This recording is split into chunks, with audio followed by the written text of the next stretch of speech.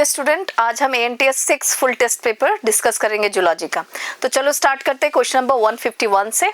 Which of the following statements is not appropriate for vaccination. हमें पता है vaccination active immunisation है, पहले ये नहीं भूलना है, और मेमोरी बेस्ड है। तो इसमें हमसे हमें देखना है कि कौन सा करेक्ट नहीं है। 151 में प्रिपरेशन ऑफ एंटीजेनिक प्रोटीन्स और पैथोजन और inactivated weakened pathogens are introduced in the body. Yes, correct है। जब भी हम वीकेंड पैथोजेंस के बारे में बात करेंगे तो उसे एटीन्यूएटेड बोलते हैं। ओके, ये ध्यान रखना। Next, vaccination is based on the property of memory of the immune system. क्योंकि कभी भी पैथोजन एंटर होता है, चाहे वो खुद से घुसे, चाहे हम डेलिबरेटली उसे एंटर कराए, जिसे हम वैक्सीनेशन बोलते हैं, डेलिबरेट इंट्रोडक्शन को, तब इन दैट केस हमारा सेल मेडिएटेड इम्यून सिस्टम और ह्यूमरल इम्यून सिस्टम दोनों ही एक्टिवेट होगा और फ्यूचर के लिए मेमोरी सेल्स बनेंगे, B memory, T memory cells बनेगा। तो ये करेक्ट स्टेटमेंट है। Next, C, vaccination procedure can be done by injecting attenuated weakened pathogens और by injecting preformed antibody for quick response. ये नहीं होगा, बिकॉज क्विक रिस्पॉन्स ऐसे भी नहीं होता, स्लो रिस्पॉन्स है। सेकेंडली, प्रीफॉर्म्ड एंटीबॉडीज हम नहीं डालते हैं। अगर हमने प्रीफॉर्म्ड एंटीबॉडीज डाला then this is passive immunisation. Okay, जैसे एंटी वेनोम का डालना, एंटी टॉक्सिन का डालना, एंटी सेरम का डालना। इफ यूर डेलिबरेटली आप इंट्रोड्यूस कर रहे हो preformed antibodies then this is passive, this is not active. Okay, ये ध्यान रखना है। तो इसीलिए यहाँ पे 151 का सी आंसर होगा। मैं इसमें आंसर मैं ऐसे बोल्ड करके रखे हूँ, शायद आपको दिख रहा होगा। तो 151 का आंसर सी है, because here they have written as preformed antibodies, जो कि गलत है। Vaccination also generate memory B and T cells that recognize the pathogen quickly on subsequent exposure and overwhelm the invaders with a massive production of antibodies. Yes, क्योंकि इसमें एक चीज बताया गया वैक्सीनेशन में, सपोज हमने पैथोजन को जस्ट एंटर कराया, after that primary immune response start होगा, उसके बाद सेकेंडरी इम्यून रिस्पॉन्स स्टार्ट होता है, जिसे हम एनामनेस्टिक रिस्पॉन्स बोलते हैं, और हाईली इंटेंसिफाई होता है वो प्रोसेस। ओके, तो ध्यान रखना है। इसलिए 151 का सी है, और ये चैप्टर तो आप समझ ही गए होंगे, ह्यूमन पैथोजन डिजीज से आपको पूछा गया था। अब हम नेक्स्ट क्वेश्चन की तरफ मूव करते हैं, क्वेश्चन नंबर 152। क्वेश्चन नंबर 152 में ये एनिमल किंगडम का all are the modifications in birds that help them in flying except. हमें पता है कि बर्ड्स उड़ सकते हैं, और हमारी बुक में एनसीईआरटी में ज्यादातर उन्होंने फ्लाइटलेस बर्ड के बारे में बोला ही नहीं, ज्यादातर फ्लाइट बर्ड के बारे में बताया। फ्लाइटलेस बर्ड का बस दो ही एग्जांपल है, एप्टेनोडाइट पेंगुइन और इधर श्रुथी ऑस्ट्रिच। बाकी जितने भी फीचर्स है ज्यादातर कनेक्ट कर रहे हैं फ्लाइट बर्ड से। तो इसमें हमें देखना है कि कौन सा ऐसा फीचर है जो फ्लाइट बर्ड्स का नहीं है। Okay, the four limbs are modified into wings, correct, ये तो करेक्ट है। Endoskeleton is fully ossified and the long bones and hollow with air cavities, जिसे हम बोलते हैं न्यूमैटिक बोन्स। अगर हम होलो विद एयर कैविटीज बोलेंगे, न्यूमैटिक बोन्स है जो उसके बोन्स को हल्का पतला कर देता है, वेट को रिड्यूस करके उसे उड़ने में हेल्प करता है। तो ये करेक्ट है। रह गया आपका C, they are warm blooded animals that is they are able to maintain a constant body temperature.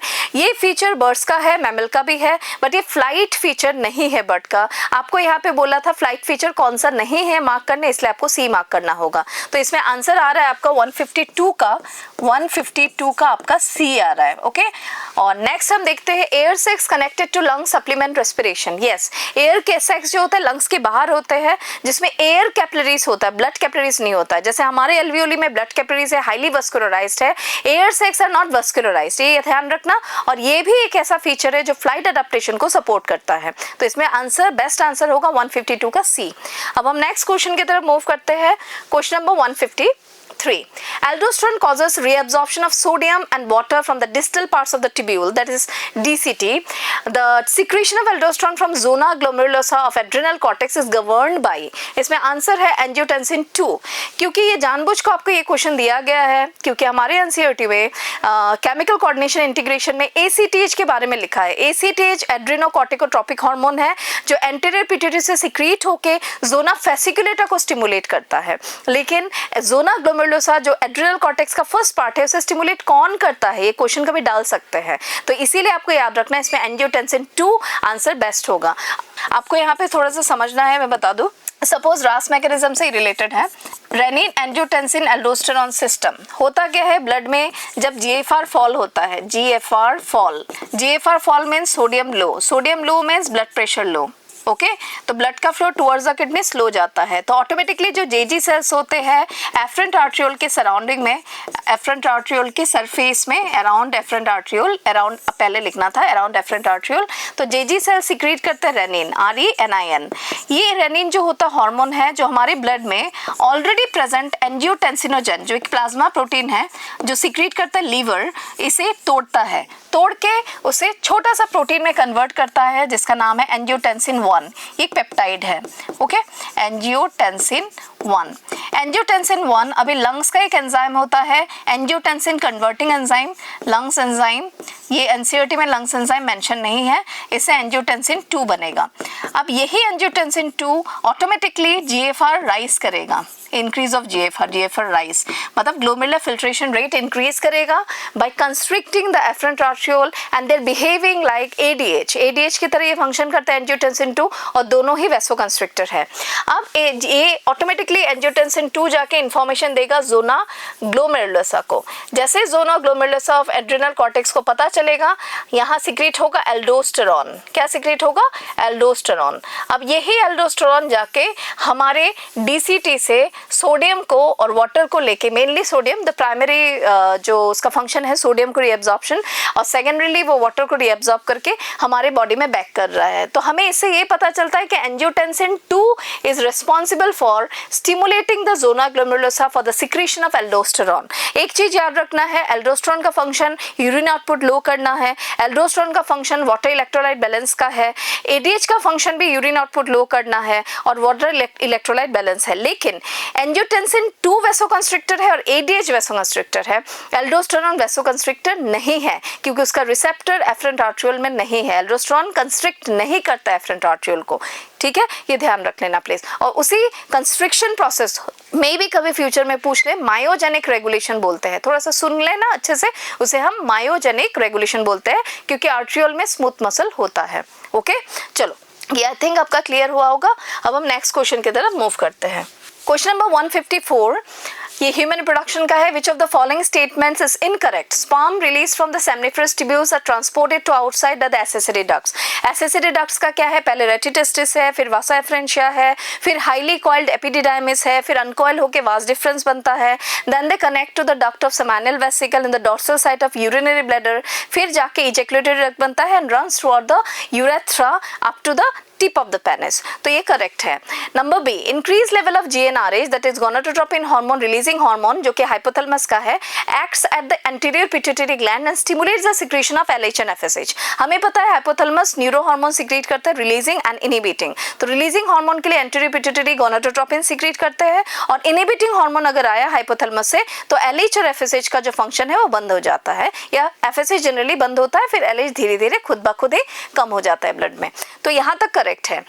Endometrium exhibit strong contraction during delivery of the foetus. हमें ये पता है कि एंडोमेट्रियम का काम होता है implantation of blastocyst. It's not related और associated with anything like parturition, because myometrium जो होता है वहीं पे पर्चुरेशन होता है और it's because of the oxytocin receptor वहाँ पे है और वहाँ पे ऑक्सीटोसिन बाइंड करके एंड ऑटोमेटिकली मायोमेट्रियम का कंट्रैक्शन कराता है, फिर जाके एक्सपल्शन होता है, that is the birth of baby. तो इसमें एंडोमेट्रियम गलत है, इसलिए आपको यहाँ पे इनकरेक्ट स्टेटमेंट में 154 में आंसर मार्क करना था सी।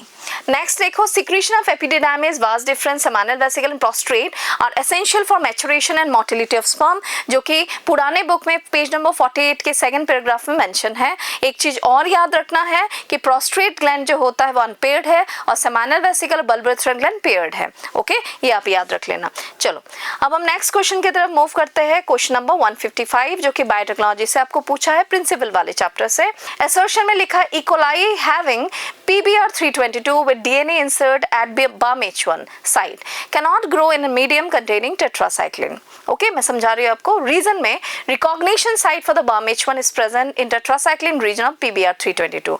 इसमें assertion रीजन दोनों करेक्ट है और रीजन assertion को एक्सप्लेन कर रहा है, आपको इसमें A मार्क करना था। तो इसमें 155 का अगर हम देखें आंसर आ रहा है A। कैसे वो बता देती हूँ। सपोज ये PBr322 है, उसमें यहाँ पे मल्टीपल क्लोनिंग साइट है, यहाँ पे 2 सेलेक्टेबल मार्कर है, ये एम्पिसिलिन वाला और ये टेट्रासाइक्लिन वाला। This is origin of replication और यहाँ पे ROP जीन है, रिप्रेसर ऑफ प्राइमर, जो कि प्रोटीन कोड करता है for the replication of this one, your the rDNA. This is OD which initiate the process of gene replication. अब यहाँ पे अगर हम एम्पिसिलिन देखेंगे, एम्पिसिलिन में दो साइट्स होते, रेस्ट्रिक्शन साइट होते हैं, एक है PST1 और एक PVU1, और इस जगह पे होता है PVU2 जो कि हमें यूज करना ही नहीं है, और इस जगह पे होता है BAMH1 जो कि हमें इस क्वेश्चन के बेसिस पे समझना है. साइड बाय साइड इसमें SAL1 भी होता है. तो हम देख लेते हैं कि BAMH1 मैंने एक टेस्ट ट्यूब में डाला रेस्ट्रिक्शन एंजाइम, और इसी में मैंने ये PBr322 डाला. डालते ही जो मेरा BAMH1 है ये जगह रिमूव हो जाएगा, मतलब ये जगह हमारा कट हो गया. तो अगर ये कट हो गया, जो टेट्रासाइक्लिन का एक्टिविटी है वो इनएक्टिव हो गया, ये काम नहीं करेगा अभी. तो इस क्वेश्चन में पूछा क्या है, अगर हमने BAMH1 यूज किया तो टेट्रासाइक्लिन जीन इनएक्टिव हो जाएगा ना. तो असर्शन में लिखा है E coli having PBr322 with DNA inserted BAMH1 can not grow in the medium containing tetracycline. तो ऑटोमेटिकली अगर आपका rDNA बना है, वो rDNA यहीं पे alien piece of DNA add करके बना है ना, यहाँ पे मेरा जीन ऑफ इंटरेस्ट है. तो दिस इज नाउ rDNA. अब इस rDNA को मैंने एक होस्ट में डाल दिया, मान लो ये इकोलाई है, इसके अंदर मैंने ऐसे डाल दिया. अगर मैंने इसके अंदर डाला इकोलाई के अंदर, तो ऑटोमेटिकली टेट्रासाइक्लिन प्लेट में तो ग्रो कर ही नहीं पाएगा, वो एम्पिसिलिन प्लेट में ग्रो कर पाएगा. क्यों? क्योंकि इसका टेट्रासाइक्लिन जीन इनएक्टिव है, वो उस पर्टिकुलर एंटीबायोटिक को सह नहीं पाएगा, वो रेजिस्टेंट नहीं है. तो इसलिए इनएक्टिव होने के कारण वो सेंसिटिव बन जाएगा, इसलिए वो मर जाएगा. वही चीज को यहाँ पे लिखा गया है कि E coli having PBr322 with DNA inserted BAMH1 site can not grow in the medium containing tetracycline. Why? Reason is recognition site for the BAMH1 is present in tetracycline region of PBr322, इसलिए वो जिंदा नहीं रहेगा. ये mention कर दिया. अगर ऐसे नहीं बोल के कुछ और बोलता कि मैंने SAL1 यूज किया, तब भी टेट्रासाइक्लिन इनएक्टिव होता. और अगर हम अपना जो हेटेरोलोगस होस्ट है या कैन से रिकॉम्बिनेंट होस्ट को हम ग्रो कर रहे हैं इन अ टेट्रासाइक्लिन कंटेनिंग प्लेट, तो वो मर जाएगा. सेम अगर हम PST1 यूज करते तो एम्पिसिलिन वाले प्लेट में वो मर जाता. अगर हम PVU1 यूज करते तो एम्पिसिलिन वाले प्लेट में वो ग्रो नहीं करता. So in that reference reason is correctly explaining the assertion. इसलिए यहाँ पे असर्शन और रीजन दोनों करेक्ट है, और रीजन असर्शन को करेक्ट कर रहा है, एक्सप्लेन कर रहा है, इसलिए आंसर आपका ए मार्क करना होगा इसमें. क्लियर? और एक चीज देख लेना कि रेस्ट्रिक्शन साइट कहाँ पे कौन सा है. The best restriction site for this PBr322 और PST1 PVU1 फॉर एम्पिसिलिन को वो करने के लिए, रिमूव करके हमारे एलियन पीस ऑफ डालने के लिए, या तो BAMH1 SAL1 होगा जिससे टेट्रासाइक्लिन इनएक्टिव हो जाएगा. क्लियर? आई थिंक ये मैं क्लियर कर पाई हूँ. अभी हम नेक्स्ट क्वेश्चन की तरफ मूव करते हैं. Question number 156. क्वेश्चन नंबर 156 काफी ही सिंपल क्वेश्चन है. How many primary follicles are left in each ovary at the time of puberty. तब आपको सबका ही करेक्ट हुआ होगा. 156 में आंसर आपको मार्क करना है डी, क्यों हमें पता है कि जो oogenesis है, the process of formation of egg, and oogenesis का लास्ट स्टेप लेकिन वो होता, हमेशा याद रखना, फर्टिलाइज्ड एग बनना, जो कि हर बार नहीं होता. ओके, फिर मैं दोबारा बोल रही हूँ आपको कि oogenesis के टाइम में क्या होता है, फीटल स्टेज में ही उगोनिया से ही बन जाता है प्राइमरी oocyte. उसके ऊपर जो सराउंडिंग सेल्स है उसे बोलते हैं ग्रेन्युलोसा सेल्स. ये दोनों मिलके बनते हैं primary follicles. Primary follicles at the foetal stage होता है couple of millions, that is around 7 million.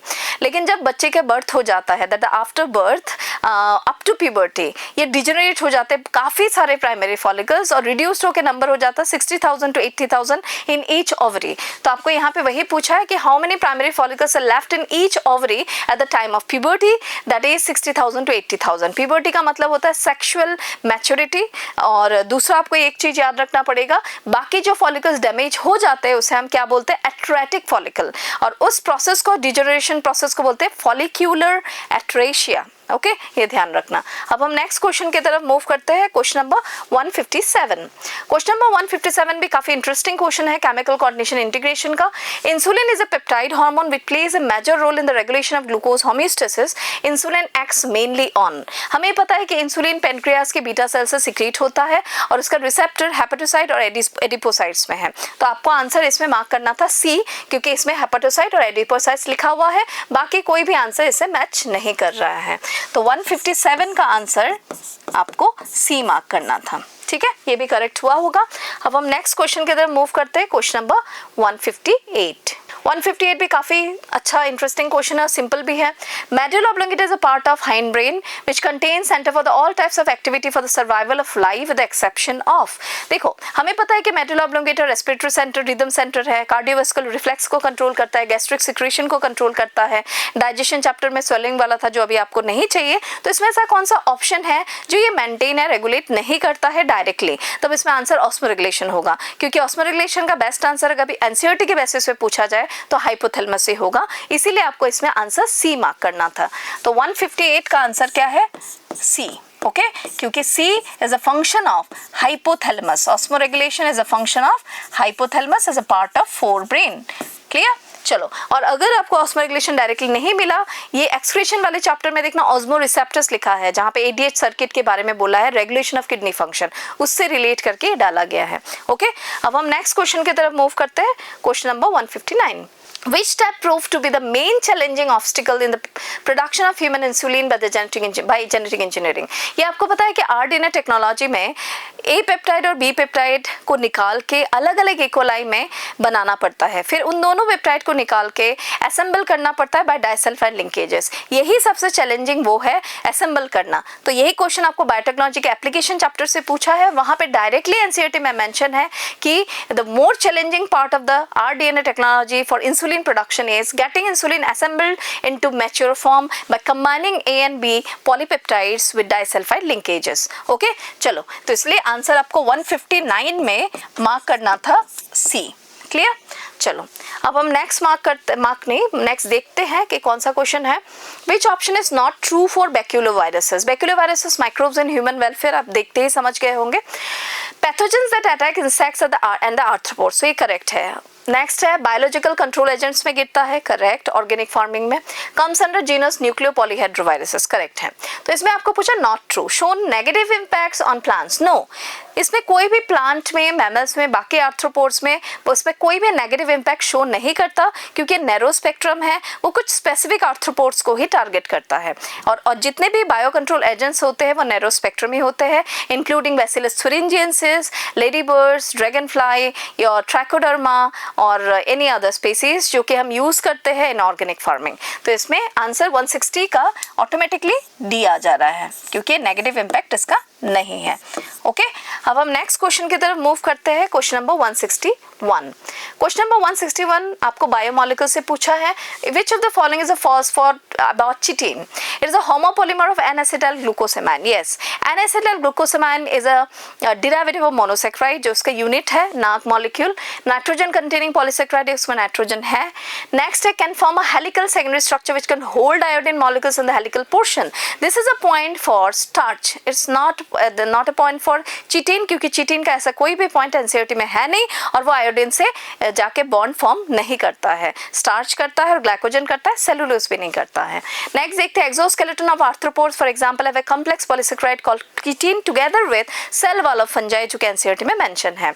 Okay, तो इसमें 161 में आपको मार्क करना था सी, क्योंकि ये C point is applicable for starch. Starch iodine से रिएक्ट करके ब्लू कलर देता है। क्लियर? चलो, नेक्स्ट क्वेश्चन की तरफ मूव करते हैं, क्वेश्चन नंबर 162। क्वेश्चन नंबर 162 फिर assertion रीजन है, इसमें देखते हैं FSH which interacts with the membrane bound receptors does not enter the target cell. Okay, reason binding of FSH to its receptor generates second messenger cyclic adenosine monophosphate, जो कि एक nucleotide है, for its biochemical and physiological responses. इसमें देखो assertion correct है, reason भी correct है, लेकिन रीजन एक्सप्लेन नहीं कर रहा है assertion को, इसलिए आपको इसमें बी मार्क करना था, क्योंकि अगर ये रीजन मैं बोलूँ कि क्या होगा वो सुन लेना कि FSH which interacts with a membrane bound receptor does not enter the target cell because FSH are proteinous or polypeptide hormones which need extracellular receptor and secondary chemical messengers for acting or passing the signal inside the cell. यहाँ पे उन्होंने क्या किया, वो reason नहीं लिखा, उन्होंने बस ये बता दिया कि आफ्टर बाइंडिंग क्या करता है। आफ्टर बाइंडिंग वो CAMP को वो करता है, इंफॉर्मेशन देता है, then physiological and biological response करता है, लेकिन क्यों एंटर नहीं करता वो मेंशन नहीं है। Okay, bind to the FSH to its receptors and generate second messenger. Why they bind to which receptor? Extracellular receptor. क्यों? क्योंकि वो proteinous है, ऐसे लिखना था। FSH is a proteinous hormone. They cannot directly enter inside the cell. For this they need a membrane bound on receptor, extracellular receptor, after that ये line अगर लिखते कि generate secondary chemical messenger for biochemical and physiological response, तब correct रहता। यहाँ पे ये चीज क्लियर नहीं बोला गया है कि एफएसएच प्रोटीनस है और एफएसएच डायरेक्टली सेल के अंदर एंटर नहीं कर सकता, इसीलिए उसे एक्स्ट्रासेलुलर रिसेप्टर या तो मेम्ब्रेन बाउंड रिसेप्टर चाहिए। कुछ ऐसा मेंशन रहता तो रीजन करेक्ट रहता। ओके, इसमें सिंपली मैंने बताया है, आप कंफ्यूज मत करना, जैसे बताया ऐसे याद रखना, क्योंकि यहाँ पे उन्होंने जस्ट ये चीज बता के ही नेक्स्ट लाइन को एक्सप्लेन कर दिया, लेकिन जो एक्चुअल बात है कि वो प्रोटीनस है, पॉलीपेप्टाइड है, मेम्ब्रेन बाउंड रिसेप्टर चाहिए, वो डायरेक्टली सेल के अंदर एंटर नहीं कर सकता, लाइक स्टेरॉइड और आइडोथेरोनिन, ऐसे कुछ भी रीजन में लिखा नहीं है, तो इसलिए ये अनक्लियर रह गया रीजन। तो इसीलिए रीजन तो का लाइन करेक्ट है, असर्शन का लाइन करेक्ट है, लेकिन रीजन ने असर्शन को अच्छे से एक्सप्लेन नहीं किया, तो आपको इसमें बी ही मार्क करना होगा। ओके, नो कंफ्यूजन, ध्यान रखना। मुझे असर्शन रीजन में देखती हूँ मैं बहुत ज्यादा लोग कंफ्यूज होते हो, कंफ्यूज नहीं होना है, तो इसमें बी आंसर होगा। क्लियर? अब हम नेक्स्ट क्वेश्चन की तरफ मूव करते हैं। क्वेश्चन नंबर 163, ये आपको बॉडी फ्लूइड्स एंड सर्कुलेशन से पूछा गया है। Arrange the following steps of cardiac cycle in sequence. हम एक काम करते हैं, लिख के बताती हूँ मैं।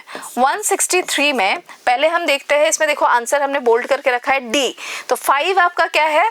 5 there indicating joint diastole.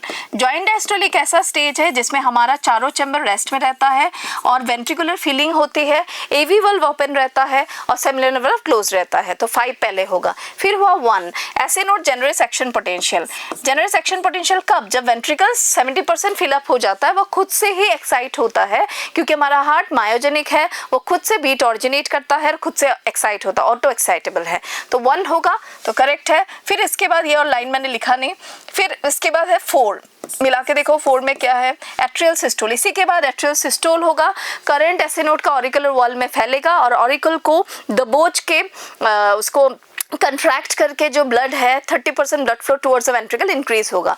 Okay, फिर आ रहा है आपका 2 में आप मिला के देखो क्या है? वेंट्रिकुलर सिस्टोल होगा, initiation of ventricular systole at that period of time, AV valve जो ओपन था जॉइंट डायस्टोल के टाइम में वो बंद होगा और फर्स्ट हार्ट साउंड सुनाई देगा, ठीक है, इनिशिएशन ऑफ वेंट्रिकुलर सिस्टोल में। फिर ये वेंट्रिकुलर सिस्टोल कंटिन्यू करेगा, फिर सेमिनल वाल्व खुलेगा, फिर ब्लड निकल के हार्ट से लंग्स या बॉडी की तरफ जाएगा। जब वेंट्रिकुलर सिस्टोल से डायस्टोल में एंटर करने वाला है, that is T wave repolarisation के बाद सेमिनल वाल्व बंद होगा और सेकंड हार्ट साउंड सुनाई देगा। यही हमारा कार्डियक साइकिल है, तो इसमें 2 ही इसमें आ रहा है। फिर आगे आपका 3, that is ventricular diastole. Ventricular diastole ये मीन कर रहा है कि अभी वो फिर से जॉइंट डायस्टोल में एंटर होगा, लेकिन बहुत सारे बच्चे इसमें कंफ्यूज होते हैं कि टी वेव क्या है। This is end of systole and the start of diastole. एक पीरियड है जिसमें करंट जस्ट गया वेंट्रिकल्स में, बिकॉज ऑफ सेमिनल वाल्व भी बंद हो गया, सेकंड हार्ट सुनाई दिया और फिर T2P भी आ गया। T2P इज अ स्टेज जहाँ पे चारों ही चैम्बर फिर से रेस्ट में चले गए और वो जॉइंट डायस्टोल होता है। ओके, ये ध्यान रखना। तो इस बेसिस पे अगर हम आंसर मार्क करें, इसमें आपको डी मार्क करना है, 51423। ओके, तो ये करेक्ट आंसर है, दैट इज 163 का करेक्ट आंसर डी आ रहा है। ओके, मैं लिख देती हूँ फिर भी, अगर आप विजिबल ना हो बोल्ड वाला तो आप ध्यान रखना। इसमें देखो बोल्ड किया हुआ है, हल्का सा बोल्ड दिख रहा है, नहीं भी दिख सकता, इसलिए मैं आंसर लिख दे रही हूँ। फिर नेक्स्ट हम क्वेश्चन 164 देखते हैं। The lungs present in the thoracic chamber is an anatomical air tight chamber. हमें पता है कि हमारा thoracic chamber anatomically air tight है, क्योंकि उसके नीचे से डायफ्राम है, लेटरल साइड में रिब्स है, डॉर्सल साइड में वर्टिब्रल कॉलम है और वेंट्रल साइड में स्टर्नम है, तो हर तरफ से वो बंद है और लंग्स में मसल नहीं होता। जब भी थोरेसिक केज एक्सपांड होता है तब लंग्स एक्सपांड होता है। जैसे ही थोरेसिक केज अपना जगह बदल लिया और कंट्रैक्ट से रिलैक्स हो गया तो लंग्स भी अपने पोजीशन में आ जाता है, ये ध्यान रखना है। तो ये असर्शन तो करेक्ट है। Reason, the role of oxygen the regulation of respiratory rhythm is quite insignificant. ये रेगुलेशन ऑफ रेस्पिरेशन से पूछा है, इन दोनों का कोई तालमेल नहीं बातों का, दोनों अलग अलग डायरेक्शन में बात कर रहे हैं, इसलिए असर्शन भी करेक्ट है, रीजन भी करेक्ट है, लेकिन इसमें रीजन असर्शन को एक्सप्लेन नहीं कर रहा है। तो ये सिंपल ही था, इतना टफ नहीं था, क्योंकि तुरंत देखते ही पता चल जा रहा है, इसलिए आपको मार्क डी ही करना था और ये अपने करेक्ट किया भी होगा, कंफ्यूजन हुआ भी नहीं होगा। अब हम नेक्स्ट देखते हैं ये 165। हमें पता है कि एडेनोसाइन डीएमिनेज डेफिशिएंसी से हो सकता है that is your severe combined immunodeficiency disease, जिसमें B cells T cells immature रह जाते हैं।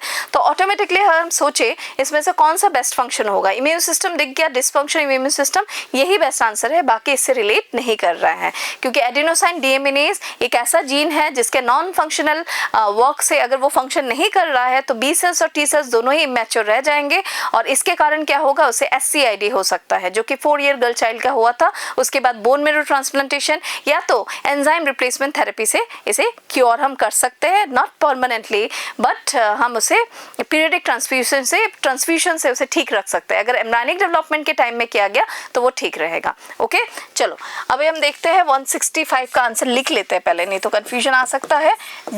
डी आंसर है 165 का। अब हम नेक्स्ट क्वेश्चन की तरफ मूव करेंगे, क्वेश्चन नंबर 166। क्वेश्चन नंबर 166 हीमनथैलेडन डिजीज का है।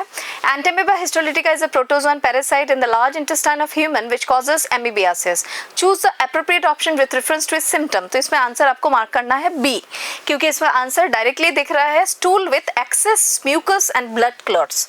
बाकी मैं आपसे बात कर रही हूँ, इसमें 166 आप बी मार्क करोगे, लेकिन हम देखते हैं ए किसे इंडिकेट कर रहा है, इंडिकेट किसे कर रहा है, आंसर इज बी। हाँ, anaemia and blockage of intestinal passage, अगर ऐसे आया दिस इज फॉर एस्केरियासिस, ये एस्केरियासिस के लिए है, एस्केरिस लिम्ब्रिकोइडिस के लिए होता है। नंबर सी जो पॉइंट है this is for typhoid. Typhoid का जब बहुत ज़्यादा फैटल मतलब बहुत ज़्यादा कॉम्प्लिकेटेड हो जाता है, इन दैट केस अगर हम देखें तब इसमें टाइफॉइड आएगा, इंटेस्टाइनल परफोरेशन। एक चीज़ और, इसमें sustained high fever and constipation भी, नंबर डी भी ये टाइफॉइड को ही इंडिकेट कर रहा है, that is 39 to 40 degree Celsius का टेम्परेचर जो मेंटेन रहता है। तो इन दैट केस 166 का आंसर बी है। ओके, अब हम नेक्स्ट क्वेश्चन की तरफ मूव करते हैं। अब हम क्वेश्चन नंबर 167 देखते हैं। Question number 167, name the disorder which is more common among the middle aged and elderly where acute chest pain occurs when not enough oxygen is reaching the heart muscle. तो कि इसमें directly answer आपको angina दिख रहा है। Okay, हम अब लिख लेते हैं, इसमें आंसर क्या है, 167 का आंसर है बी। ओके, एंजाइना, क्योंकि एंजाइना में हार्ट वॉल को एप्रोप्रिएट अमाउंट में, सफिशिएंट अमाउंट में ऑक्सीजन नहीं मिलता है। It may be because of atherosclerosis और आर्टेरियोस्क्लेरोसिस, जिसको हम कोरोनरी आर्टरी डिजीजेस बोलते हैं। ओके, इससे रिलेट करता है ये। लेकिन बाकी का पॉइंट क्या है हम देख लेते हैं। सपोज अभी हम ए देखेंगे, ए का किससे रिलेट करें, emphysema is related to smoking, जो कि एल्वियोलर वॉल, जो एल्वियोलर वॉल या एल्वियोलर सेप्टा डैमेज होता है। Number C, heart failure. Heart failure is related to lung congestion. अगर लंग्स का कंजेस्टिव डिजीज है या कंजेशन है, निमोनिया है या कोई भी रेस्पिरेटरी डिजीज है जो एल्वियोली को पूरा का पूरा फ्लूइड जमा करके रखा है, तो हार्ट फेलर हो सकता है। नेक्स्ट है congestive heart diseases. Congestive heart diseases book में हमारा डायरेक्टली लिखा नहीं है और इससे रिलेट नहीं कर रहा है, इसलिए मैं इसको आपको और एक्सप्लेन नहीं करूंगी। बस इतना याद रखना, इसमें आंसर डायरेक्टली दिख रहा है कि मिडिल एज एल्डरली पीपल में एक्यूट चेस्ट पेन होना, बहुत ज्यादा स्ट्रेन, जैसे लगता है कोई हार्ट को लेके हाथ में दबोच रहा है, इस तरह के पेन से एंजाइना से ही रिलेट कर रहा है। ओके, ये सिंपल क्वेश्चन था, ये आपका करेक्ट ही हुआ होगा। क्वेश्चन नंबर 168 हम देखते हैं, ये एक्सक्रीशन से पूछा गया है, इसमें आपको मैच द फॉलोइंग करना है, तो एक बार हम करके देखते हैं। इसमें है कॉलम 1 में और कॉलम 2 में। ओके, इसमें आप देखो एमोनोटेलिज्म, अगर ए है तो इसमें आंसर क्या आ रहा है, बोनीफेशियस, जो डायरेक्टली एनसीईआरटी में लिखा हुआ है। A2 बोमेंस कैप्सूल का पोडोसाइट होगा, दैट मींस बी का आ रहा है 3। Podocyte is a special type of cell present in the inner wall of Bowman's capsule, the visceral wall of Bowman's capsule, और जिसके पोडोसाइट्स के बीच के गैप को हम लोग बोलते हैं स्लिट फिल्ट्रेशन पोर। ये ध्यान रखना, gap between the podocyte is slit filtration pore. Okay, फिर आ गया आपका यूरिकोटेलिक। यूरिकोटेलिक जो होता है इसमें हो गया बर्ड्स या तो इंसेक्ट्स में होता है, लेकिन इसमें बर्डी है। और डी आ गया आपका vasa recta, that is blood capillary. तो इसका आंसर था A2, B3, C1, D4। तो देखते हैं इसमें करेक्ट आंसर क्या है, ये A2, B3, C1, D4। Okay, तो इसको आपको मार्क करना था। अब हम नेक्स्ट क्वेश्चन की तरफ मूव करते हैं, क्वेश्चन नंबर 169। क्वेश्चन नंबर 169 आपको पूछा है लोकोमोशन एंड मूवमेंट से। क्वेश्चन नंबर 169 में रीड द फॉलोइंग स्टेटमेंट्स, उसमें कुछ स्टेटमेंट्स है, इसमें से कौन सा करेक्ट है कौन सा इनकरेक्ट है या एप्रोप्रिएट ऑप्शन क्या है, ये निकालना है हमें। तो हम लिख के एक बार देखते हैं। 169 में अगर हम देखते हैं क्वेश्चन जो पॉइंट नंबर 1 है, इसमें क्या लिखा है, bones and cartilages constitute our skeletal system. तो ऑटोमेटिकली इसमें अगर देखेंगे बोन्स एंड कार्टिलेज, यस, कि हमें पता है बोन्स और कार्टिलेज स्केलेटल सिस्टम को वो करता है, कंप्लीट करता है। Muscle fibre is anatomical unit of muscle cell, हाँ करेक्ट, क्योंकि मसल फाइबर को ही हम मसल सेल बोलते हैं।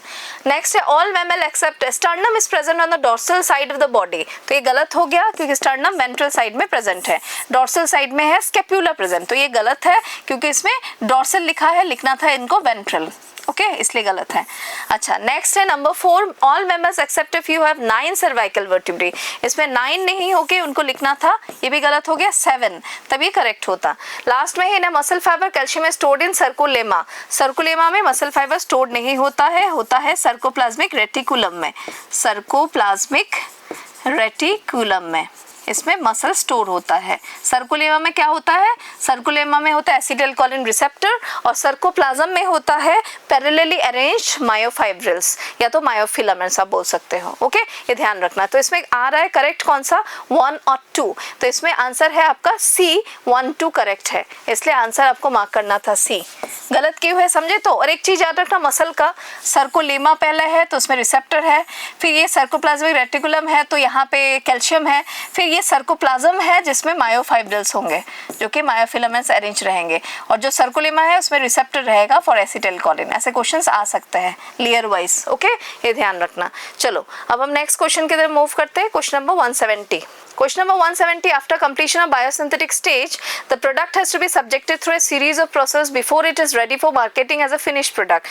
The process include, ये downstreaming process के बारे में बोल रहे हैं, उस process में separation और purification ही आता है, preservation, quality control ये सब नहीं enter करता है, इसलिए आपको इसमें आंसर डायरेक्टली ही B मार्क करना था और ये समझ के मार्क करना था कि डाउनस्ट्रीमिंग के बारे में बोल रहे हैं। ये जो पूरा लाइन है it is indicating toward downstreaming stage, okay after biosynthetic stage. Biosynthetic stage कहाँ होता है, जब बायोरिएक्टर में हम सेल को एक्सप्रेस करने का मौका देते हैं by providing a specific pH, temperature and nutrient medium. Animal cell हो, प्लांट सेल हो, माइक्रोब्स, हम कुछ भी ग्रो कर सकते हैं, उसका जीन एक्सप्रेशन होता है, फिर हम उसका सैंपल कलेक्ट करते हैं, करके हम उसको डाउनस्ट्रीमिंग प्रोसेस में सेपरेशन और प्यूरिफिकेशन करते हैं, उसके बाद प्रिजर्वेशन करते हैं। Preservation is not a step under downstreaming process, तो इसमें बेस्ट आंसर होगा B 170 का, जो कि बायोटेक्नोलॉजी के प्रिंसिपल चैप्टर से ही है। आंसर आपको B मार्क करना था and related to downstreaming processing, okay. Biosynthetic क्या था, बायोरिएक्टर का प्रोसेसिंग, क्लियर। बायोरिएक्टर में जो हम एक्सप्रेशन करने देते हैं सेल को, वो चीज। नेक्स्ट है क्वेश्चन नंबर 171। क्वेश्चन नंबर 171 में है cyanobacteria are autotrophic microbes widely distributed in aquatic and terrestrial environments many of which, ये माइक्रोब से पूछा गया है। इसमें आपका आंसर बहुत सिंपल है, can fix atmospheric nitrogen. Zoology में हम माइक्रोब्स पढ़ाते हैं, ये मत सोचना कि बॉटनी का क्वेश्चन है, जूलॉजी के माइक्रोब्स वाले चैप्टर से दिया गया है, ओके। तो चलो 171 का आपको आंसर मार्क करना था B, और ऐसे भी कुछ क्वेश्चंस नीट में भी मिक्स आते ही हैं। अब हम नेक्स्ट क्वेश्चन की तरफ मूव करते हैं, question number 172। Placenta also acts as endocrine tissue and produces several hormones, out of the following identify the hormone not produced by placenta. इसमें तुरंत ही दिख जा रहा है प्रोलैक्टिन, बिकॉज प्रोलैक्टिन सीक्रेट करता है एंटीरियर पिट्यूटरी। बाकी सब estrogen, human placental lactogen, human chorionic gonadotropin, progesterone, everything is secreted by placenta. उसमें से ह्यूमन कोरियोनिक गोनाडोट्रोपिन जो होता है, it maintains the structure of corpus luteum before implantation, नहीं आफ्टर इम्प्लांटेशन, और दूसरा HCG है तभी कॉर्पस ल्यूटियम होगा। उसी के कारण हमारा ये जेस्टेशन पीरियड जो होता है, प्रेगनेंसी पीरियड पूरा मेंटेन रहता है, ये ध्यान रखना। और इसका यूरिन में और ब्लड में मिलने का मतलब ही है प्रेगनेंसी कंफर्म, ओके। तो इसमें 172 में आपको आंसर मार्क करना था C, क्योंकि प्रोलैक्टिन सीक्रेट होता है फ्रॉम एंटीरियर पिट्यूटरी, ओके, एडिनोहाइपोफाइसिस। चलो अब हम नेक्स्ट क्वेश्चन की तरफ मूव करते हैं, क्वेश्चन नंबर 173। क्वेश्चन नंबर 173 भी काफी इजी क्वेश्चन है। Mouth is located ventrally, notochord is persistent throughout the life, gill slits are separate and without operculum। इतना कुछ मिलके आप समझ ही गए होगे कार्टिलेजिनस फिश के बारे में है। नेक्स्ट आपको सोचना पड़ेगा एग्जाम्पल कौन सा है, कैरकेरोडॉन, क्योंकि Carcharodon is a great white shark. Answer आपको B मार्क करना था। 173 में आंसर आपका B आएगा, Carcharodon that is great white shark from cartilaginous fishes Chondrichthyes. Petromyzon Cyclostomata है, ये होगा नहीं। एक्सोसीटस फ्लाइंग फिश है, बोनी फिश में इक्थाओपिस लिम्बलेस एम्फीबिया है जो कि दूसरे क्लासेस में है। अब हम देखते हैं क्वेश्चन नंबर 174, जो कि फिर से बायोटेक्नोलॉजी से। Polymerase chain reaction, multiple copies of gene of interest are synthesized in vitro. In vitro means in lab. For synthesis of 30 copies of DNA, how many of the primers are needed in PCR। चाहे 30 copies बनाओ, 20 copies बनाए, 10 copies बनाए, 5 copies बनाए, 2 copies बनाए, जितने भी copies बनाए, हमें उस एलिकॉट में जो टेस्ट ट्यूब में है एक DNA डीएनए मॉलिक्यूल के साथ 2 प्राइमर डालना पड़ेगा, डीएनए पॉलीमरेज के जगह पे टेक पॉलीमरेज डालना पड़ेगा, और कोफैक्टर के हिसाब से मैग्नीशियम क्लोराइड डालना पड़ेगा जो एनसीईआरटी में मेंशन नहीं है। और साथ में आपको एक चीज याद रखना है कि उसे टेम्परेचर के वेरिएशन से ही हमें एम्पलीफाई करना पड़ेगा। PCR is a polymerase chain reaction and a thermocycler machine. तो इसमें बेस्ट आंसर है 2 सेट्स ऑफ प्राइमर 174 का। कभी भी पूछे 2 sets of primer he mark करेंगे, चाहे जितना भी साइकिल आपको पूछ ले। ओके चलो अब हम नेक्स्ट क्वेश्चन की तरफ मूव करते हैं। क्वेश्चन नंबर 175 में लिखा है osteoporosis is an age related disorder characterized by decrease bone mass and increase chances of fracture. हमें पता है कि यस ऑस्टियोपोरोसिस एज रिलेटेड है, लो एस्ट्रोजन के लिए होता है, उससे बोन वीक हो जाता है और टूट भी जाता है।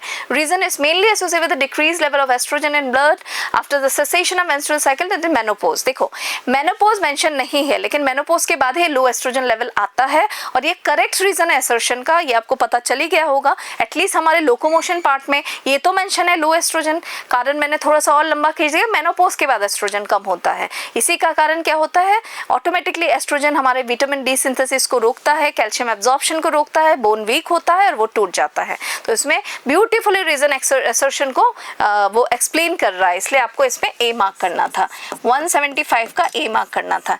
एक चीज और बता दूं कि ऑस्टियोपोरोसिस हाई पीटीएच से भी होगा, बिकॉज पीटीएच का काम होता है ब्लड का कैल्शियम लेवल मेंटेन करना।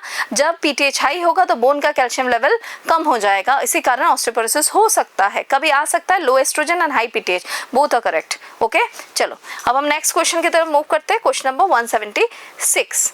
क्वेश्चन नंबर 176 आपको बॉडी फ्लूइड से पूछा है, which of the following statement with reference to lymphatic system is not correct. इसमें लिखा है fats are absorb through lymph in the lacteals present in the intestinal villi. आपको तो पढ़े नहीं हो डाइजेशन तो, लेकिन लगभग आपको पता होगा कि हमारे इलियम के अंदर लैक्टेल लार्ज लिम्फेटिक वेसल्स होता है, वहीं से फैट इकट्ठा किया जाता है इंटेस्टाइन से, और लिम्फ में फैट रहता है जिससे कि वो ब्लड के फ्लूइडिटी को कम ना करे और ट्रांसपोर्टेशन को हिंडर ना करे। तो इसलिए 1 करेक्ट है। Lymph is a colourless fluid containing specialized lymphocyte which are responsible for the immune response. ये भी करेक्ट है, कलरलेस फ्लूइड है और इम्यून रिस्पांस के लिए रिस्पांसिबल है, क्योंकि हमारे लिम्फ नोड में WBC स्टोर होता है as a second lymphoid organ, ये काम करते हैं। नेक्स्ट है an elaborate network of vessel called lymphatic system collects tissue fluid and drains it back to the major arteries. यहाँ पे आप तुरंत ही पकड़ लिए होगे, कुछ भी लिम्फ लेता है वो तुरंत वेन को देगा, it's not connecting to arteries. Vein से होके, हार्ट से होके, लंग से होके, फिर जहाँ से डिस्ट्रीब्यूट होना है लिम्फ से, जैसे हार्ट लंग्स में जब जाएगा, हार्ट से लंग्स तक जब जाएगा तो CO2 निकलेगा और कुछ परसेंटेज ऑफ किडनी में जाएगा, बाकी मेटाबॉलिक वेस्ट निकलेंगे। तो इसमें आर्टरी नहीं होके वेन्स होना था, तब ये करेक्ट होता, इसलिए गलत हो गया। Lymph is also an important carrier of nutrients, hormones, vitamins etcetera, is correct.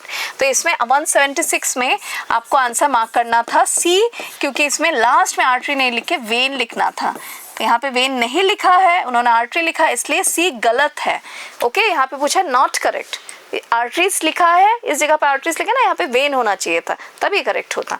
Clear? तो चलो अब हम नेक्स्ट क्वेश्चन की तरफ मूव करते हैं। क्वेश्चन नंबर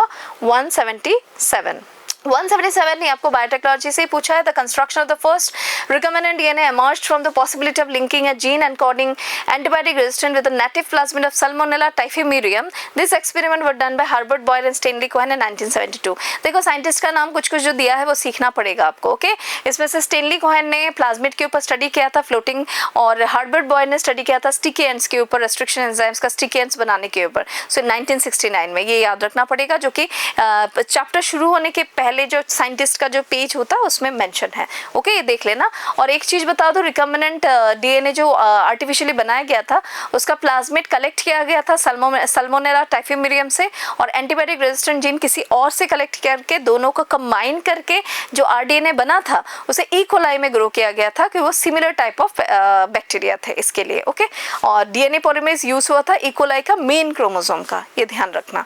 क्वेश्चन नंबर 177 का आंसर आ रहा है इसमें बी। ओके बाकी इतने उसमें मैंने बताया नहीं, कोई एनसीईआरटी में मेंशन नहीं है, नहीं तो मैं सभी का नाम के पीछे क्या क्या डिस्कवरी बोलती, ये सब नहीं चाहिए, बस ये देख लेना। ओके जो नाम है वहाँ पे वो याद रहे, बस आपको इतना ही चाहिए। नेक्स्ट है ब्रीदिंग से, all the following factors are favourable for the formation of oxyhaemoglobin in alveoli except high H+। हमें पता है कि 178 में मैं थोड़ा सा बोलना चाहूँगी, इसमें आंसर तो है भी। हमेशा याद रखना ऑक्सीजन और हेमोग्लोबिन को अगर जोड़ना है एल्वियोली में व्हाट आर द कंडीशन जो उनको हेल्प कर रहे हैं इन एसोसिएशन, तब हमेशा होगा हाई PO2, हाई टेम्परेचर मेरे क्लास में भी लिख के रहती हूँ, सिंपली कर पाओगे, बहुत सिंपल है ये। H+ कम रहता है एल्वियोली के कैपिलरीज में जो रहता है, पल्मोनरी कैपिलरीज में वेरी लेस, ओके, लो। pH इसमें रहता हाई और PCO2 तो थोड़ा सा रहेगा, ये भी लो। So these are the condition which allow the oxygen hemoglobin association। और अगर आप देखोगे ऑक्सीजन हेमोग्लोबिन डिसोसिएशन जो कि टिश्यू में होता है, डिसोसिएट्स इन टिश्यू, तो ठीक ऑपोजिट आपको याद रखना पड़ेगा। इसमें क्या होगा, PO2 लो, टेम्परेचर हाई, क्योंकि वहाँ एक्सोथर्मिक रिएक्शन होता है, टेम्परेचर हाई रहता है। H+ मोर, pH लो और PCO2 high.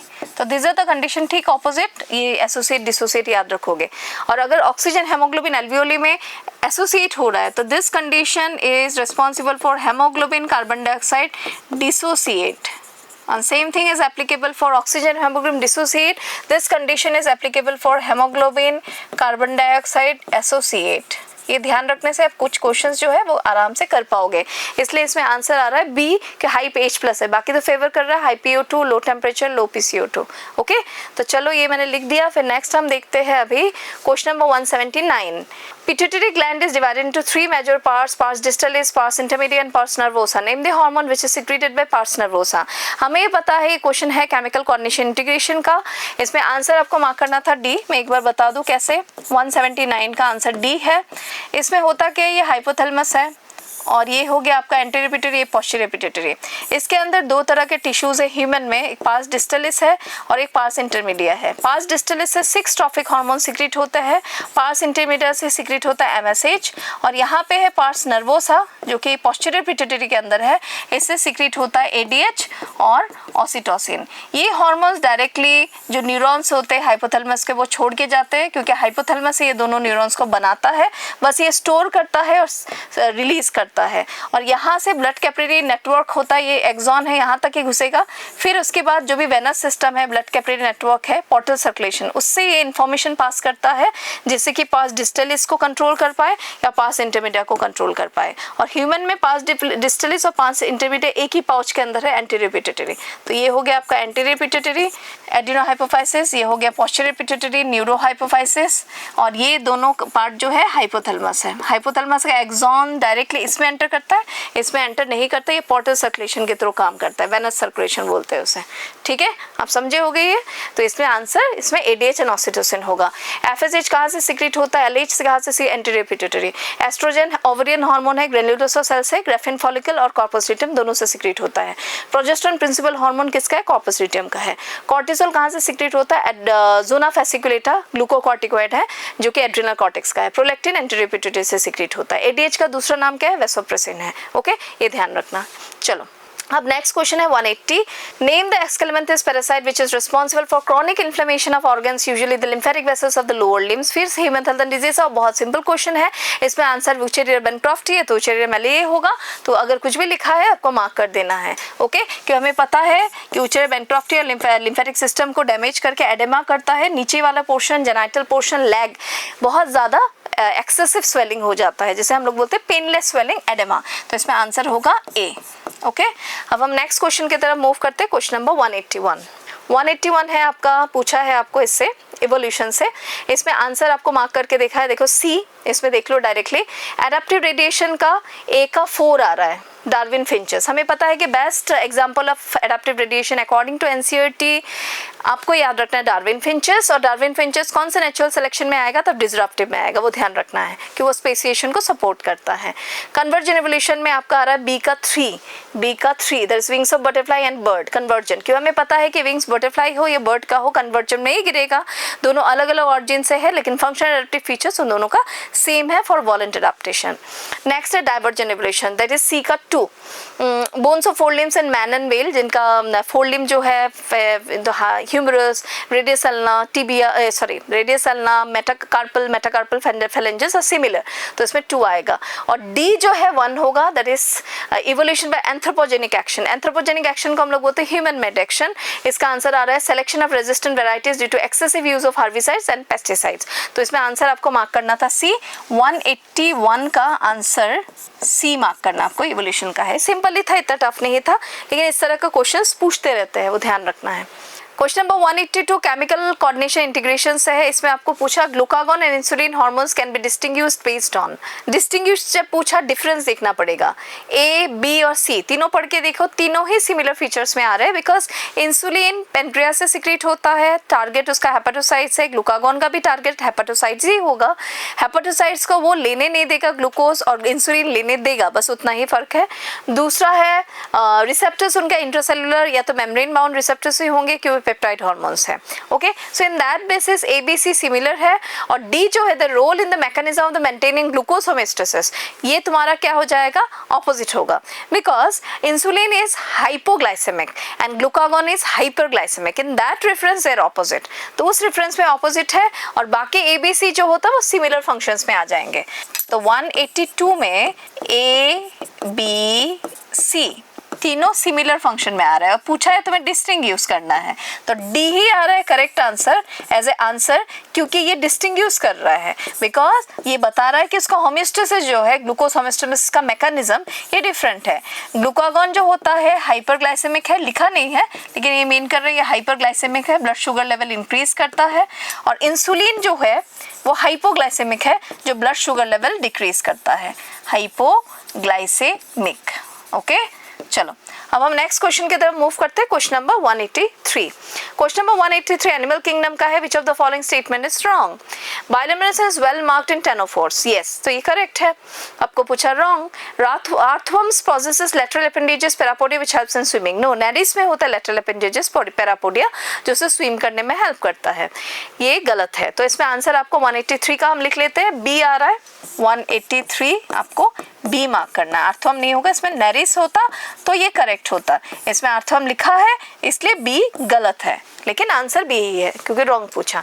In platyhelminthes specialised cells called flame cells helps in osmoregulation and excretion, correct. Next है echinoderms are also known as spiny body organism, ये भी करेक्ट है। तब हम नेक्स्ट क्वेश्चन की तरफ मूव करते हैं। Question number 184। 184 में आपको यहाँ पे कुछ क्वेश्चंस पूछे हैं from cancer, that is your hepatitis diseases.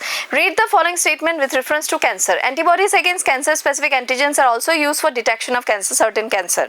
तो हम लिख के एक बार बताती हूँ मैं तुम्हें। तो इसमें आपको क्या पूछा है, अबव स्टेटमेंट्स आर करेक्ट। तो 184 में 1 करेक्ट आ रहा है। क्यों?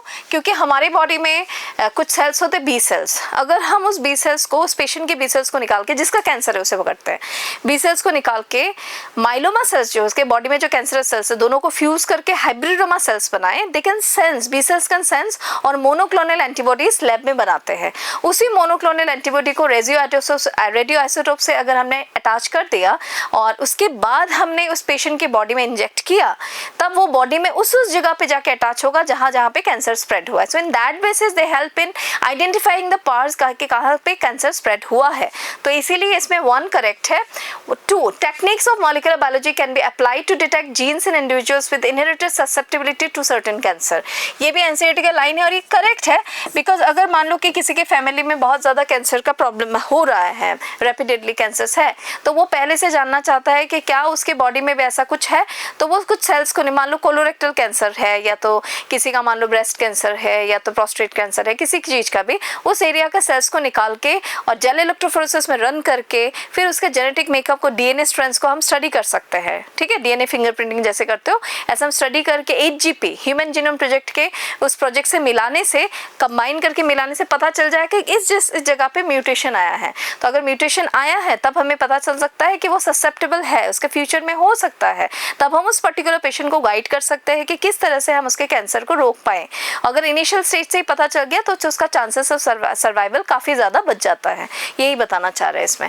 Most cancers are treated by combination of surgery, radiotherapy and chemotherapy. तो आपको पता है, ये तो है ही, कैंसर का बहुत सारी ट्रीटमेंट से, बहुत सारी स्ट्रेटेजी से हम कैंसर पेशेंट को बचा सकते हैं। नेक्स्ट है MRI use strong magnetic fields and ionizing radiation to accurately detect pathological and physiological changes in living tissue. यहाँ तक सब कुछ ठीक है, लेकिन प्रॉब्लम आ गया MRI uses strong magnetic fields and ionising नहीं, नॉन आयनाइजिंग। तो इसलिए नंबर 4 गलत हो गया? क्योंकि इसमें आयनाइजिंग मेंशन कर दिया, ये गलत है बिकॉज इसमें नॉन आयनाइजिंग मेंशन करना था, इस जगह पे नॉन आयनाइजिंग होना था। ओके, इसलिए तो एमआरआई सेफेस्ट मेथड्स पकड़ा जाता है क्योंकि वो आयनाइजिंग नहीं है, एक्सरे आयनाइजिंग है।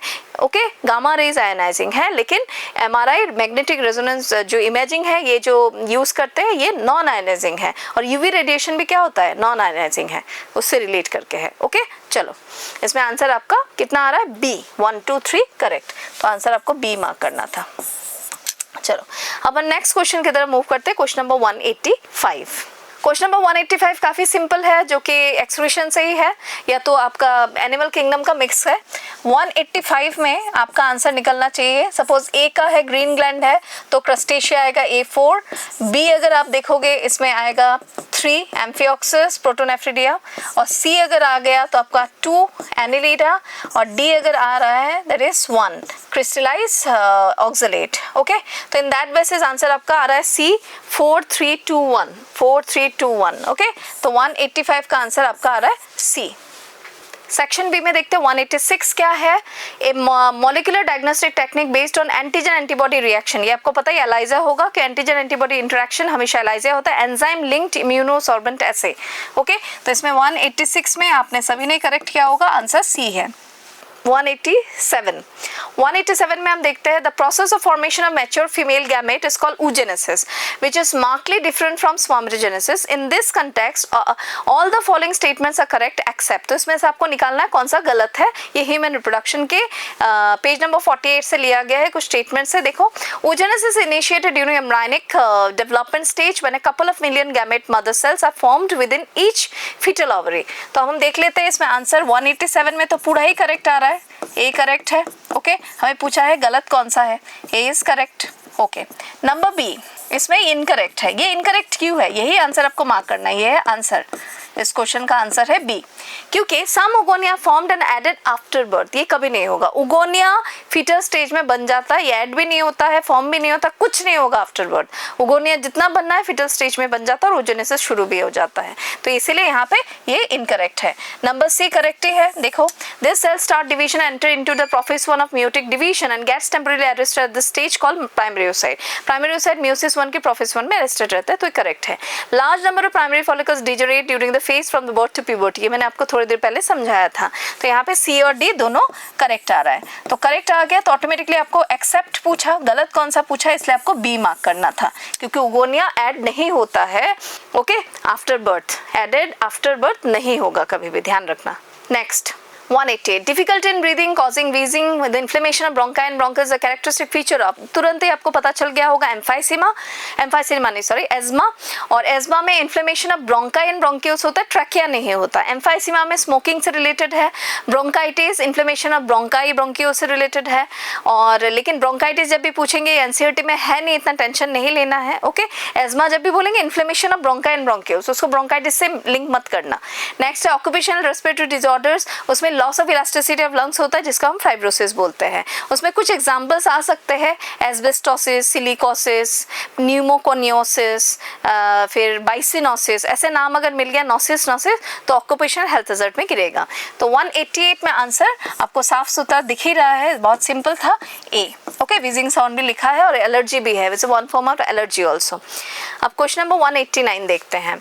विच part of the hind brain consist of a fibre tract that interconnect different regions of the brain. हमें पता है कि पोन्स हाइंड ब्रेन का ऐसा एक पार्ट है जो हाइंड ब्रेन को फोर ब्रेन और मिड ब्रेन से जोड़ के रखता है, act as a peduncle of a nerve bridge just like corpus callosum. Okay, तो इसमें बेस्ट आंसर 189 का होगा, 189 का आंसर पोन्स है, दैट इज योर बी। चलो दूसरा मैं बता दूं, मेडुला ऑब्लोंगेटा हमने बात किया था, respiratory centre of brain, cardiac इन्हें भी वो है, cardiac centre of the brain है। देन इसके बाद गैस्ट्रिक सिक्रेशन कराता है, स्वेलोइंग, देन डेफिकेशन, ये सब वाइटल रिफ्लेक्सेस को कंट्रोल करता है। सेरेबेलम जो होता है, सेरेबेलम में आपको याद रखना है सेमी सर्कुलर कैनाल के साथ वो मिलके काम करता है, बैलेंस के लिए इंपॉर्टेंट है। और amygdala is a part of fore brain जो कि लिम्बिक सिस्टम का पार्ट है इन द इनर सेरेब्रल हेमिस्फीयर, वो याद रखोगे। एमिग्डाला हिप्पोकैम्पस लिम्बिक सिस्टम का पार्ट है जो इमोशन कंट्रोल करता है लिम्बिक सिस्टम। लिम्बिक सिस्टम में एमिगडाला जो होता है मूड स्विंग्स को कंट्रोल करता है, इमोशन कंट्रोल करता है। ओके, पोन्स जो होता है, पोन्स में न्यूमोटेक्सिक सेंटर होता है जो अल्टर करता है रेस्पिरेटरी रेट एंड इनहेलेशन के ड्यूरेशन को कम भी करता है। तो एक्स्ट्रा जो भी पॉइंट्स है वो मैंने थोड़ा सा आपको सुना दिया। इसमें से मेडुला ऑब्लोंगेटा हाइंड ब्रेन का है, पोन्स हाइंड ब्रेन का है, सेरेबेलम हाइंड ब्रेन का है, एमिगडाला फोर ब्रेन का है। तो इसमें आंसर आपको बी मार्क करना था, हम लिख चुके हैं। अब हम देखेंगे क्वेश्चन नंबर 190। क्वेश्चन नंबर 190 में है dash was brought into effect by the government of India with the intention of reducing the incidence of illegal abortion and consequent maternal mortality and morbidity. Morbidity means disease, highly diseased person. Fill in the blanks, मतलब पुराना disease अगर है तो morbid condition बोलते हैं। तो इसमें medical termination of pregnancy होगा। Act 2017 was brought into effect by the government of India with the intention of reducing the incidence of illegal abortion and consequent maternal mortality and morbidity। ठीक है, इसमें और बाकी तो एनसीईआरटी में ये लिखा है, इसका फीचर्स आप पढ़ लोगे। तो इसमें 190 में आंसर 190 का आंसर बी आ रहा है। ओके, और एनेक्ट हुआ था medical termination pregnancy in this one year 1971 में, और अमेंडमेंट्स चेंज हुआ था कुछ लॉस 2017 में। चलो क्वेश्चन नंबर 191 ये देखते हैं। Scapula is a large triangular flat bone situated in the dorsal part of the thorax, और स्टर्नम मैंने कहा था वेंट्रल पार्ट में है। तो आपको याद रखना स्कैपुला जो डॉर्सल पार्ट है वो किस रिब्स के बीच में है, सेकंड एंड सेवेंथ रिब, इसमें याद ही रखना था। तो इसमें 191 में आंसर आपको बी मार्क करना था, इसमें कुछ और एक्सप्लेनेशन नहीं है। अच्छा, नेक्स्ट है आप देखते हैं 192। Endocrine cells present in the different parts of the gastrointestinal tract secrete 4 major peptide hormones, mark the correct set. ये पोर्शन आपको छोड़ना नहीं है क्योंकि केमिकल कोऑर्डिनेशन इंटीग्रेशन में ऐसे कुछ डिलीटेड पोर्शन बताया नहीं गया है। इसमें आपको आंसर मार्क करना था बी, गैस्ट्रीन जो कि स्टोमक को स्टिमुलेट करता है ऑक्जेंटिक एंड पैराइटल सेल्स को for pepsin and HCL secretion, secretin जो हेल्प करता है पेनक्रियास को for the secretion of pancreatic juices, नहीं सिक्रीटिन में आपको याद रखना it helps in the secretion of mainly this one year bicarbonate and water, and cholecystokinin gall bladder contraction कराता है और पेनक्रियाटिक जूस सिक्रीशन कराता है।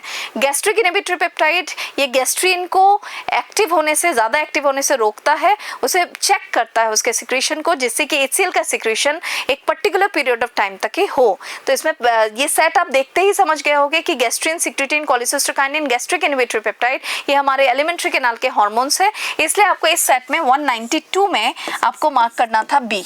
ओके, तो गैस्ट्रिन स्टोमक का है, बाकी सब हमारे इंटेस्टाइन के पार्ट का है। एरिथ्रोपोइटिन किडनी के जेजी सेल सिक्रीट करता है, एक्स्ट्रा में कुछ बोल दो। एएनएफ हार्ट, इंसुलिन आपका beta cells, glucagon alpha cells of pancreas, glucagon alpha cells of pancreas, thymosin thymus gland, ADH hypothalamus और स्टोर करता है posterior pituitary, FSH anterior pituitary, gonadotropin है।